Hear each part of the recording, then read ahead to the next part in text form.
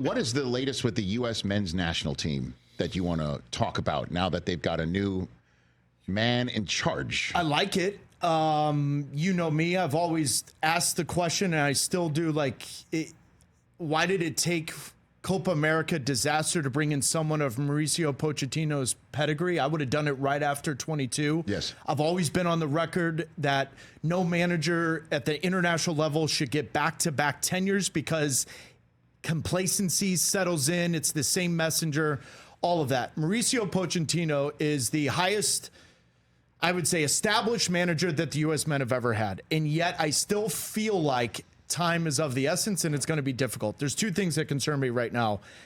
We have no clue who the center back tandem pair will be at the World Cup. That's a concern for me. Yes. The fact that if it was a must-win game tomorrow, Tim Ream still may be that guy.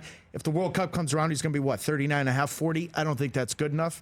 We don't know who our 9 is. We've got 3 or 4 options, but we haven't had someone to solidify that. And I say all of that encompassing, and I've been part of the issue here. The golden generation of player that we have labeled these guys to be that. Listen, we've never had players playing at AC Milan, Dortmund, Chelsea, Juventus, wherever it may be. So in that sense, it is a little bit of a golden generation of players that the U.S. men have never had. They don't have a signature win yet, Rich. So is that win going to come in 20? It has to. It's got to come in your backyard.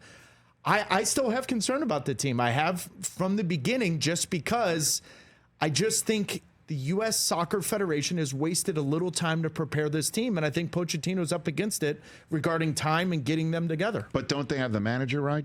They have the manager right, but isn't that kind of a start? I mean, you obviously want that. That's a great question. You want that handled sooner rather than later. It does appear they have finally handled that. Yes, I would say this: you still have to have the horses to win the race. And especially in international football, soccer, around the world, you still have to have the horses that can run the race. What does the winning the race mean? Like what how does that It's a great look? question. It's a great question. I would say those I would say quarterfinals, Rich. Quarterfinals. Now, this is the World Cup that's going to be, I remind our listeners here, it's going to be the biggest World Cup ever, more teams ever invited. This is the one that's going to change the World Cup in the future. So we don't know what the group stage looks like. What I'm saying is if there's more teams in it, the talent pool, so to speak, has diminished a little bit because now you're bringing in teams that are outside the 32. Why I say that? You're at home, you're in your backyard, you should get to the quarterfinals. I think the quarterfinals is at a minimum because it's in your backyard. This is the prime of Weston McKennie, Christian Pulisic and company. I think that's got to be your barometer for success. So to answer your question, yes, you win the race if you get to the quarterfinals. Yeah, certainly. So basically what you're saying is you add more teams that are inferior technically to yours, that pushes you up. Yep. And then what also pushes you up is you're playing your games in the United States of America. I mean, you're playing the games and listen, I was 14 years old for the 94 World Cup. And I remember a lot of it because it embarked where now we are with Major League Soccer. And that started Major League Soccer in 96.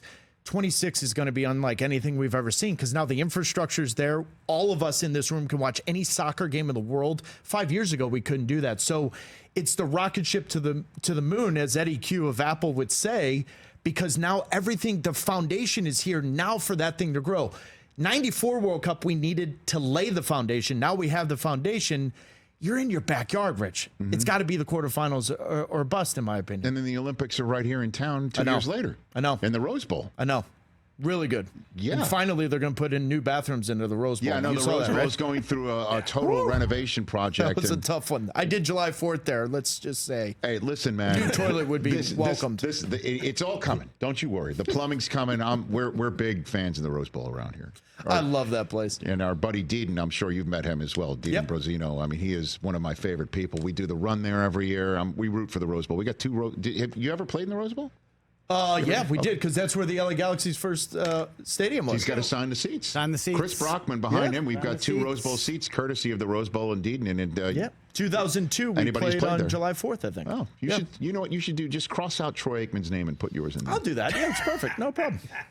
Then I'll get stuffed into a locker after the show. It's Mark good. Harmon's name, you know.